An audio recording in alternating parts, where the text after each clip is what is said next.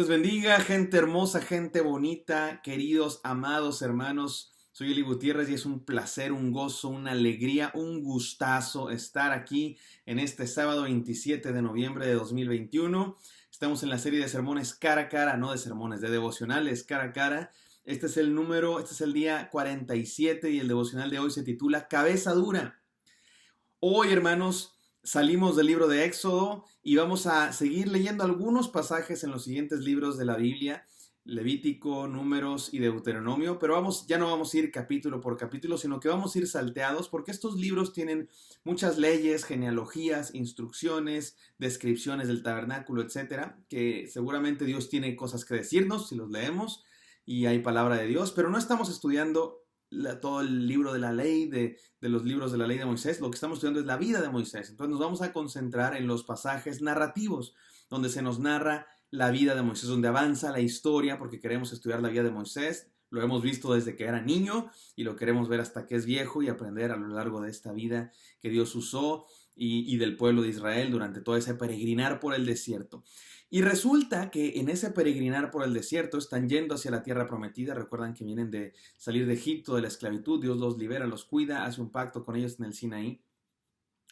Y después de hacer ese pacto en el Sinaí, continuaron su viaje hacia la tierra prometida. Y en toda esta travesía se nos va a narrar varias veces que el pueblo de Israel era un pueblo de cabeza dura. En todo este andar por el desierto, se dice del pueblo de Israel, parece que era algo que se repetía, que el pueblo de Israel se quejaba contra Dios, se lamentaban, decían, ¿por qué nos falta esto? Se olvidaban de lo bueno que había sido Dios, eran gente de poca fe, eran gente necia, eran gente con quejas en vez de confianza en Dios y no aprendían todo lo que Dios había hecho por ellos, la fidelidad. Y muy a menudo estudiamos estos pasajes y los criticamos. ¡Ay, qué gente tan necia eran estos israelitas! Cucu, hello, ¿qué les pasa? Y no nos damos cuenta que muy a menudo, hermanos, ustedes y yo somos iguales. Muy a menudo también somos necios, muy a menudo también nos quejamos, muy a menudo también somos egoístas, tenemos mentalidad fatalista. Entonces, hoy vamos a reflexionar en eso. ¿Qué hacer cuando nos agarra esta cabeza dura, esta necedad, estas quejas, estas preguntas, esta mentalidad fatalista, esta exigencia delante de Dios? ¿Qué hacemos? ¿Cómo podemos solucionar? ¿Cómo puede Dios trabajar en nuestro corazón para tener mejor un corazón agradecido? Acá donde vivo yo acabamos de pasar el Día de Acción de Gracias y la gratitud es una medicina contra eso. La gratitud es una medicina para el alma, vivir agradecido a pesar de los problemas, a pesar del desierto. Oremos a Dios y pidamos su palabra. Gracias, Señor, porque tú eres tan paciente. Y nosotros a veces tenemos quejas, Señor, necedades, cabeza dura, pero tú eres paciente y nos transformas y nos enseñas. Háblanos el día de hoy, Señor. Permítenos aprender de ti, tener un corazón dócil, sencillo, para aprender de ti lo que quieras decirnos. Gracias por tu paciencia, por tu amor de Padre, Señor. En el nombre de Jesús, amén. Amén. Vamos al capítulo 11 de Números. El pueblo de Israel va hacia la tierra prometida, ya salieron del Sinaí, y dice así, capítulo 11 de Números. Voy a leer algunos pasajes clave, no todo el capítulo de Números, ustedes lo pueden leer todo el capítulo 11, yo voy a leer solamente algunos versículos clave. 1 y 2 dice así, y el pueblo comenzó a quejarse en la adversidad a oídos del Señor. Y cuando el Señor lo oyó, se encendió su ira, y el fuego del Señor ardió entre ellos y consumió un extremo del campamento. Entonces clamó el pueblo a Moisés, y Moisés oró al Señor, y el fuego se apagó. Y se le dio a aquel lugar el nombre de Tabera, porque el fuego del Señor había ardido entre ellos. Resulta que el pueblo se empezó a quejar amargamente, en adversidad. Estoy leyendo la Biblia de las Américas, y dice en adversidad, a oídos del Señor, o sea, contra Dios. Y hubo la ira de Dios se manifestó en todas estas historias. Vamos a ver este ciclo de el pueblo quejándose, la ira de Dios se enciende contra ellos, Moisés intercede y Dios perdona sus pecados. Y vemos este ciclo de la queja del pueblo. Y bueno, vamos a reflexionar con esto los próximos días, pero por lo pronto entendamos que y va a haber un montón de sucesos naturales, cosas que pasan en el desierto. En el desierto pasan incendios, en el desierto pasan indigestiones, peligros del clima, peligros de la comida, peligros de la falta de agua, peligros de los pueblos, peligros de los animales. Y vamos a ver una serie de peligros normales del desierto. Y el pueblo los interpreta como juicio de Dios, porque justamente pasaron cada uno de estos eventos naturales o sobrenaturales, pero que Dios usó, que si son naturales, no es lo importante, sino que son eventos que Dios usó para enseñarle algo al pueblo. En este caso, el pueblo lo interpretó como castigo de Dios, como ira de Dios, como juicio de Dios. Y ya hemos hablado de la ira y el juicio de Dios, pienso que no vale la pena ocupar demasiado tiempo aquí, pero lo importante es que Dios perdona sus pecados y Dios es súper paciente, porque el pueblo va a hacerlo una y otra y otra y otra vez y Dios va a mostrar su paciencia. Continúo leyendo en el versículo 10. Y Moisés oyó llorar al pueblo por sus familias, cada uno a la puerta de sus tiendas, y la ira del Señor se encendió en gran manera otra vez. Y a Moisés no le agradó, y Moisés dijo al Señor, hasta Moisés empieza a quejar. Miren cómo dice Moisés. ¿Por qué has tratado tan mal a tu siervo? ¿Y por qué no he hallado gracia ante tus ojos para que hayas puesto la carga de todo este pueblo sobre mí?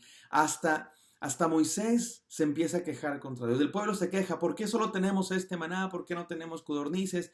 Dice la Biblia que el maná lo tuvieron los 40 años, pero las codornices solamente eran como en temporadas. Y efectivamente sabemos que las codornices migran hacia estas regiones solamente por temporada. Y el pueblo se queja, ¿por qué solamente tenemos pan, no tenemos comida? Y en esta ocasión resulta que vienen las codornices. Pero algunos estaban tan enojados contra Dios, tan enardecidos, que empezaron a tomar y acaparar para sí y no les daban a sus compañeros. Y miren cómo termina esta historia en el versículo 33.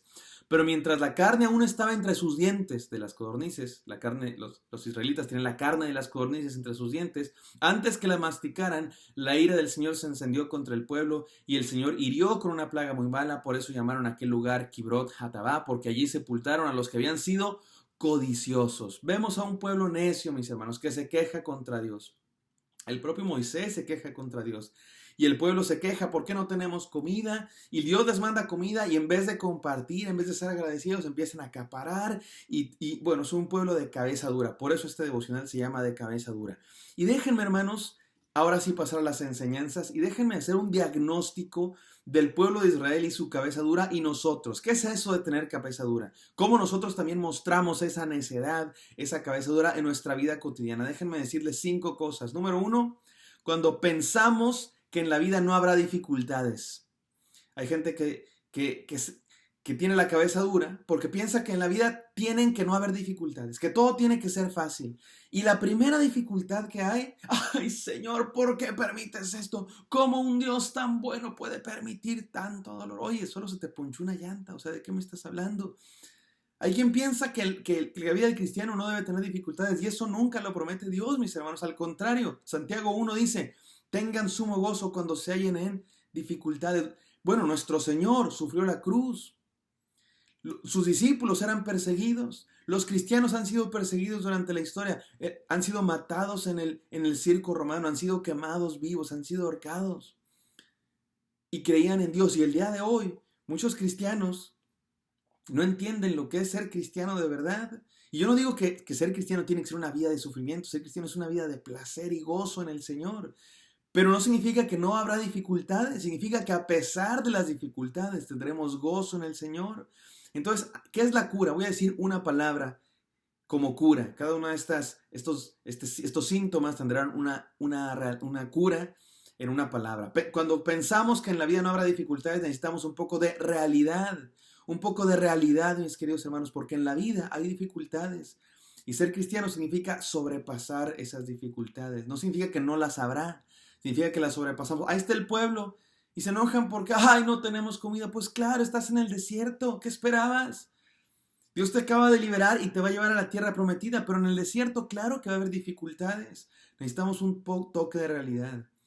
Número 2, creerse merecedores de privilegios especiales. Tenemos cabeza dura cuando nos creemos merecedores de privilegios especiales, cuando creemos que merecemos la luna y las estrellas y que Dios está obligado hacer nuestro camino llano todo el tiempo y Dios está obligado a eliminar todas las dificultades y a traernos en una nube y a traernos entre algodones y que nada nos toque ni el pétalo de una rosa porque merecemos no sé qué cosas. Mis hermanos, ¿quién creemos que somos?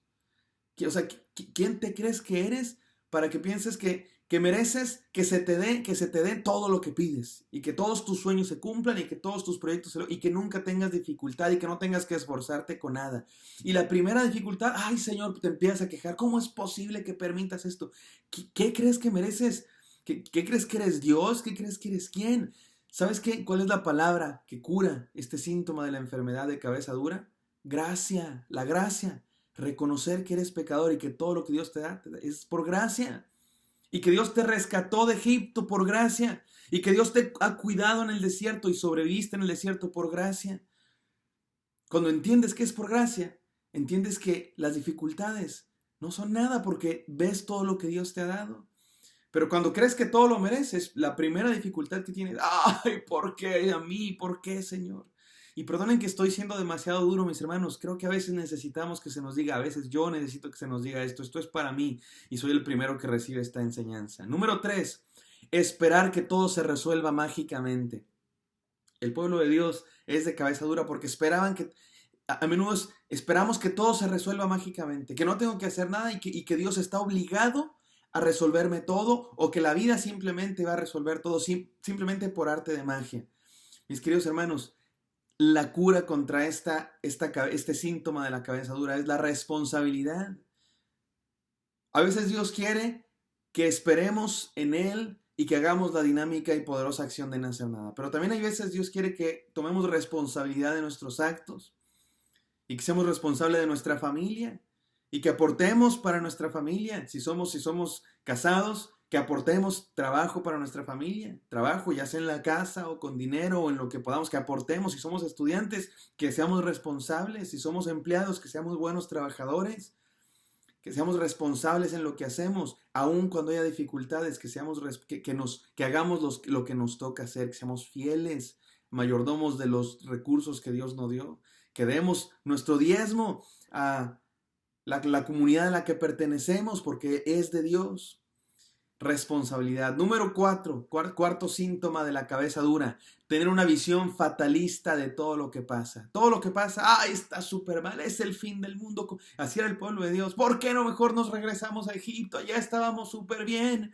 Allá comíamos. Eran esclavos y dicen que prefieren estar allá porque esa condición en el desierto era malísima. Dios los había traído con bien, les había puesto sombra, les había puesto luz, les había dado maná, les había dado codornices, les había dado agua, les había dado protección. Y el pueblo se seguía quejando porque tiene una visión fatalista de todo lo que pasaba. Todo lo que pasaba era lo peor del mundo. Señor, ¿por qué? ¿Sabes cuál es la palabra clave que nos cura este síntoma de la enfermedad de la cabeza dura? La esperanza en Dios. Esperar que lo mejor está por venir y que estos tiempos malos, sí, son malos, pero se acabarán. Y debemos ponerle realidad. La vida tiene momentos difíciles, así es la vida tiene momentos difíciles y en esos momentos difíciles confiamos y esperamos y somos fieles a Dios. Y todo lo que hemos vivido es por gracia. Y en esos momentos debemos ser responsables de lo que nos toca hacer. Y en esos momentos debemos esperar en que lo mejor está por venir, no que es el fin del mundo. Y mi conclusión y quinto síntoma de la cabeza dura, valorar las cosas materialista y superficialmente. Esto tenía el pueblo de Israel, valoraba las cosas materialista y superficialmente. Acababan de hacer un pacto con Dios. Les había pasado lo mejor que les podía pasar a cualquier pueblo, tener un pacto con Dios. Y estos preocupados, ay, no tenemos pan, ay, no tenemos sombra, ay, estamos muy tristes. Mi querido hermano, valora las cosas como lo más importante, prioridades claras. Lo más importante es fe en Dios y esta es la palabra clave, fe en Dios. Déjame repetir las palabras clave como cura para esta enfermedad de la cabeza dura. Realidad, la vida es difícil, pasan dificultades, afróntalas. Gracia, todo lo que tenemos es por gracia. Si estamos vivos es por gracia. Si tenemos alimento es por gracia. Y Dios nos ha cuidado hasta aquí con gracia. Nos va a seguir cuidando. Responsabilidad. Toma lo que te toca hacer. Hoy tienes algo que hacer. En esa dificultad algo puedes hacer. Haz lo que te toca. Tómalo en tu mano. Y Dios te ha nombrado mayordomo de tu vida. Administra bien lo que Dios te dio. Esperanza. Como Dios te ha traído hasta ahí con gracia, te va a sacar de esa. Y en el desierto, por supuesto que pasas por el desierto, pero en ese desierto pasas con esperanza de que vendrán tiempos mejores. No esperando que venga por magia, pero sí esperando que Dios te sacará de esta. Y por último, fe en Dios, valorando las cosas, lo más importante como lo más importante que es Dios con nosotros. Si Dios está con nosotros, tenemos lo más importante. Que no tenemos un carro último modelo, bueno, no siempre tendremos los medios, pero Dios siempre estará con nosotros. Dios siempre estará con nosotros. Seguiré hablando de estos temas en algunos devocionales posteriores, pero no tengamos cabeza dura, mis hermanos. Oremos. Gracias, Señor, por tu gran paciencia. Permítenos entender, Señor, que esta vida hay dificultades y aún en medio de las dificultades, reconocer tu gracia, tu mano y esperar en ti que vendrán tiempos mejores, Señor. No pasivamente esperando que todo se resuelva mágicamente, sino tomando responsabilidad de lo que tú nos has pedido que hagamos, Señor. Permítenos ser así, Señor, hacer esto. En el nombre de Cristo Jesús oramos. Amén. Amén. Espero que esto haya sido bendición para ustedes. Me encantaría encontrarlos el día de mañana. Bendiciones.